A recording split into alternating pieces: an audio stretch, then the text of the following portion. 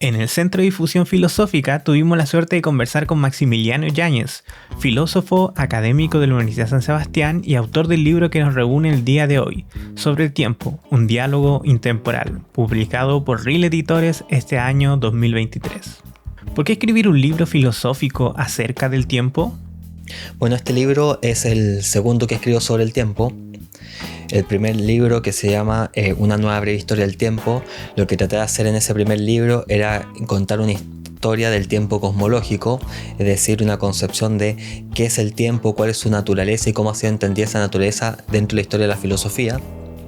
Y dentro de este nuevo libro quise llevar el mismo problema a cabo, pero mediante otro formato, que es el formato de diálogo, ¿no? Lo que quise hacer es poner distintos personajes exponiendo distintas posturas filosóficas, confrontándolas entre sí, para más que ir explicando lo que dice cada filósofo y reflexionando sobre el problema mismo desde distintas perspectivas. Y además tocar otros temas que van más allá del tiempo cosmológico, que son los problemas que ya tendrían que ver con el tiempo fenomenológico, por ejemplo, con nuestra relación de cómo nosotros vivimos el tiempo. Porque una cosa es qué es el tiempo, qué es eso que nosotros llamamos tiempo, que parece que está allá afuera como algo real, y otra cosa muy distinta es cómo nosotros vamos viviendo el tiempo. Y en ese sentido podríamos decir, hay una ampliación del tema anterior que estaba trabajando, y al mismo tiempo también se presenta de una manera que yo creo que trae sus ventajas. Y una de las ventajas que presenta es que, más allá de estar hablando de qué dijo tal filósofo, qué dijo este otro filósofo, cómo responde este filósofo, es reflexionar sobre el problema mismo sin detenerse en el detalle podríamos decir, en el detalle académico, de empezar a decir esto corresponde a Aristóteles, esto corresponde a Kant, esto a Santo Tomás, esto a Husserl, etcétera, etcétera. Sino más bien hacer una reflexión o poner el foco en el problema más que en el autor. A pesar de que evidentemente cualquier persona que esté relacionada con el tema se va a dar cuenta de que aparecen las reflexiones de Aristóteles, aparecen las reflexiones de San Agustín, aparecen las reflexiones de Newton, de Kant, de Leibniz, de Heidegger, etcétera, etcétera, etcétera. ¿El problema del tiempo es uno de carácter filosófico o científico? Que yo creo que el tiempo es un problema que corresponde a los dos ámbitos. La diferencia es que los dos ámbitos hacen preguntas diferentes. Por una parte, la filosofía se pregunta qué es el tiempo y por lo tanto está preguntando a la naturaleza del tiempo, mientras que la física lo que se pregunta es cómo funciona el tiempo. Y por lo tanto lo que hace la física es una descripción funcional de la realidad. Y en esa descripción funcional de la realidad, el tiempo parece como un elemento para describir la realidad física que nos rodea. Entonces el problema es diferente, aunque es un problema que concierne a los dos ámbitos, porque tanto la filosofía como la física se dedican a estudiar el tiempo.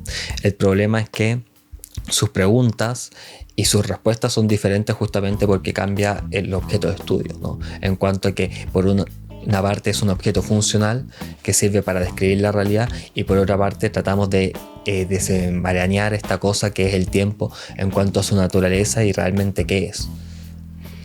Y con eso también diría que hay que tener mucho ojo, porque muchas veces los problemas que nosotros tratamos de resolver caemos en dificultades justamente por no distinguir entre los ámbitos que estamos trabajando, los ámbitos que estamos estudiando, y por lo tanto siempre es muy importante aclarar la pregunta. En este caso, ¿cuál sería la pregunta de la filosofía? La pregunta por el qué es, y a partir de eso empezar a armar una historia del tiempo en lo correspondiente a la filosofía. Ya si quiero describir la realidad materialmente, bueno, ahí me voy al ámbito de la física y la filosofía no me sirve de mucho. ¿Por qué un libro de filosofía en forma de diálogo en el siglo XXI?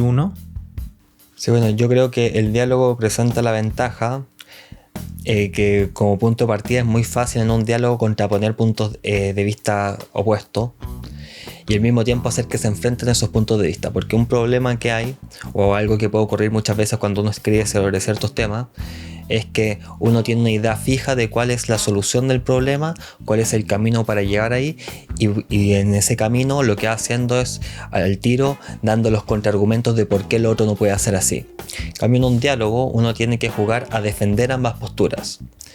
Y eso es interesante porque muchas veces podemos caer en el peligro de no ver puntos valiosos en la otra postura, porque estamos tratando de defender nuestra postura o lo que nos parece correcto. En cambio, en el diálogo, en principio todos aparecen como correctos las ideas. Y no solamente aparecen como correctas, sino que se confrontan entre sí y hay que hacer un trabajo de ver, bueno, cuál de estos personajes que estoy viendo acá y que están defendiendo distintas posturas es el que a mí me hace más sentido.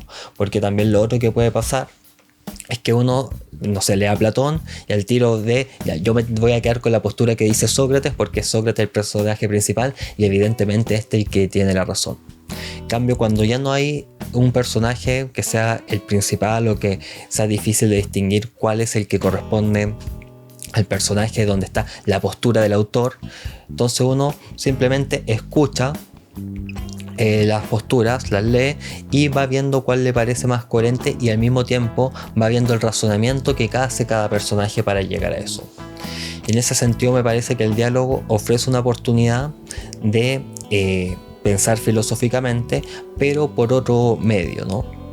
Que el que estamos acostumbrados, porque probablemente es mucho más habitual leer filosofía en formato paper o en formato libro más académico, en el sentido de que un ensayo bien desarrollado con una tesis, argumentos, conclusión, a ver filosofía en un formato que sea como el diálogo. ¿Hay un consenso filosófico frente al problema del tiempo en la filosofía? No, o sea, esto como en todos los problemas de la filosofía, siempre hay 1000 opciones, algunas mejores que otras probablemente, pero siempre hay bastantes alternativas para entender el problema. Yo diría hay dos grandes líneas para explorar el problema del tiempo, o dos grandes líneas que son relevantes, que una es la del tiempo cosmológico y otra es la del tiempo fenomenológico. Y ya dentro de esas líneas hay bastantes variantes. Hay algunas ideas generales, podríamos decir, en cada una de esas líneas, pero ya empezar a matizar y ver cuáles son las características propias de cada una de esas líneas, y ahí nos encontramos ante varias opciones bastante diversas entre sí, ¿no? En ese sentido, como con todo problema en la filosofía, siempre cada uno se va a encontrar con qué cosa, con lo que él considere el mejor argumento. ¿Qué nos puedes contar sobre la edición de este libro y tu trabajo sobre el tiempo? Bueno, el libro está editado por Reel Ediciones. Lo pueden encontrar en la página de Reel. Se llama Sobre el tiempo, un diálogo intemporal. Y bueno, yo ya llevo harto tiempo trabajando en el tema. No me demoré tanto en escribirlo, pero sí yo estoy estudiando el problema desde el año 2013. O sea, no es que haya sentado un verano a leer sobre el tiempo y se me ocurrió escribir, sino que ya llevo bastante tiempo leyendo y estudiando sobre el problema, y eso ya ha tomado 3 formas distintas. Uno, que es el primer libro que escribí sobre el tiempo, que es una nueva breve historia del tiempo, que salió en Altazor Ediciones, ese libro, en donde hago un recorrido desde Aristóteles a Kant. Luego, este año sacamos en las ediciones de la Universidad de San Sebastián un libro que se llama La persona en el mundo, una introducción a la filosofía de la naturaleza, donde escribo un capítulo sobre el tiempo. El libro tiene 3 capítulos y uno de esos capítulos sobre el tiempo. Y bueno, este sería ya el tercer libro sobre el tiempo, trabajo sobre el tiempo que realizo, en donde ya englobo más o menos todas las investigaciones que ya he hecho sobre el tiempo, y además agrego algunos elementos nuevos como la reflexión o la relación, por ejemplo, entre la muerte y el tiempo, cómo vivimos el tiempo, qué importancia tiene el tiempo en la vida, que son temas que no había tocado en los otros libros o capítulos que había escrito, y aquí los toco.